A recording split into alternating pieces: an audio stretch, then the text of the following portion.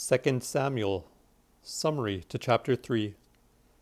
Abner cometh to David, and bringeth him his wife Michal. Joab killeth Abner. David beweepeth his death, and curseth Joab. The third chapter. There was long strife between the house of Saul and the house of David. But David waxed stronger and stronger, and the house of Saul waxed weaker and weaker. And David had children born him in Hebron. His eldest son was Ammon of Ahinoam, the Jezreelite. The second, Caleb of Abigail, the wife of Nabal, the Carmelite. The third, Absalom, the son of Maacah, the daughter of Tolmai, the king of Geshur. The fourth, Adoniah, the son of Agit. The fifth, Saphatiah, the son of Abital. The sixth, Jethraam, by Eglah, David's wife. These were born to David in Hebron. And as long as there was battle between the house of Saul and the house of David, Abner held up the house of Saul. And Saul had a concubine named Rephah, the daughter of Aiah.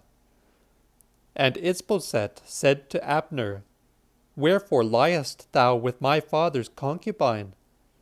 Then was Abner very wroth for the words of Isboset, and said, Am I not a dog's head, which against Judah have showed mercy this day unto the house of Saul thy father, and to his brethren and friends, and have not delivered them into the hand of David? Seeing thou findest a fault in me this day for a woman. So do God to Abner, and so thereto, except that as the Lord hath sworn to David, I so do to him, and bring the kingdom from the house of Saul, and set up the throne of David over Israel and over Judah, even from Dan to Bersabeh. And he could give Abner never a word to answer, because he feared him. And Abner sent messengers to David forthwith, saying, Whose is the land? And he said thereto, Make a bond with me, and see, my hand is with thee, to bring all Israel unto thee. And David answered, Well said, I will make a bond with thee. But one thing I require of thee, that thou see not my face, except thou first bring Michal, Saul's daughter, when thou comest to see me. And David sent messengers to Isboset, Saul's son, saying, Deliver me my wife Michal, which I married with 100 foreskins of the Philistines. And Isboset sent and took her from her husband Phaltiel, the son of Lais. And her husband went with her, and came weeping behind her, till they came to Bahurim. Then said Abner unto him, Go and return. And he returned.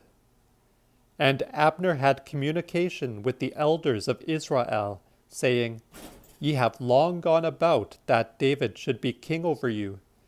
Now then do it, for the Lord hath said of David, By the hand of my servant David, I will save my people Israel out of the hands of the Philistines, and out of the hand of all their enemies. And like words had he with Benjamin, and then went to tell in the ears of David in Hebron all that Israel was content with, and the whole house of Benjamin. And when Abner was come to David to Hebron, and 20 men with him, David made him and the men that were with him a feast. Then Abner said unto David, I will up and go gather all Israel unto my lord the king, that they may make an appointment with thee, that thou mayest be king over all that thine heart desireth. And so David let Abner depart, and he went in peace. And see, the servants of David and Joab came from chasing robbers, and brought a great prey with them. But Abner was not with David in Hebron, for he had sent him away to depart in peace. When Joab and all the host that was with him were come, men told Joab, saying, Abner the son of Ner came to the king, and he hath sent him away, that he is gone in peace. Then Joab went to the king and said, What hast thou done? See, Abner came unto thee. Why hast thou sent him away, that he should escape quiet? Thou mightest know Abner the son of Ner, that he came to flatter with thee, and to know thy conversation and behavior, and to know all that thou doest. And when Joab was come out from the king, he sent messengers after Abner, which brought him again from the well of Sirah, unwitting to David. And when Abner was come again to Hebron, Joab took him aside in the gate, to speak with him guilefully, and there smote him under the short ribs, that he died, for the blood of Asahel his brother. And when it afterward came to David's ear, he said, I and my kingdom are guiltless before the Lord forever, concerning the blood of Abner the son of Ner.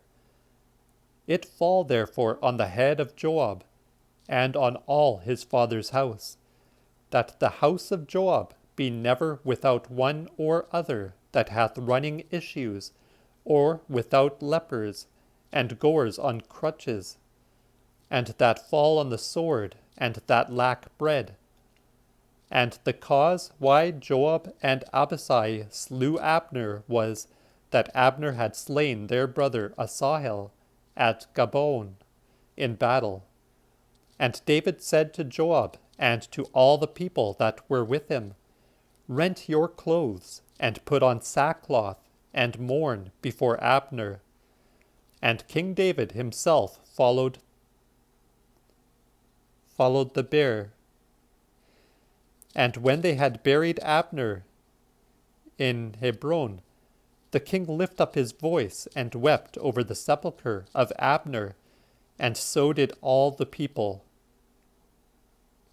And the king lamented over Abner, and said, Abner died not as a wretch dieth.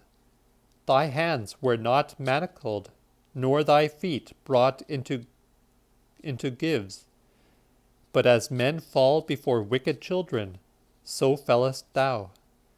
And all the people wept yet more over him. And when all the people came to eat meat with David, while it was yet day, David sware, saying, So do God to me, and so thereto, if I taste bread or aught else, till the sun be down. And the people wist it, and it pleased them, as well as all other good things which the king did in the sight of the people. And all the people and all Israel thereto understood that day how that it was not the king's mind to slay Abner the son of Ner. And the king said unto his servants, Know ye not how that there is a Lord, and that a great fallen this day in Israel? And I am this day tender, though I be anointed king. And these men, the sons of Zeruiah, be too good for me to rule. But the Lord reward the doer of evil according to his wickedness.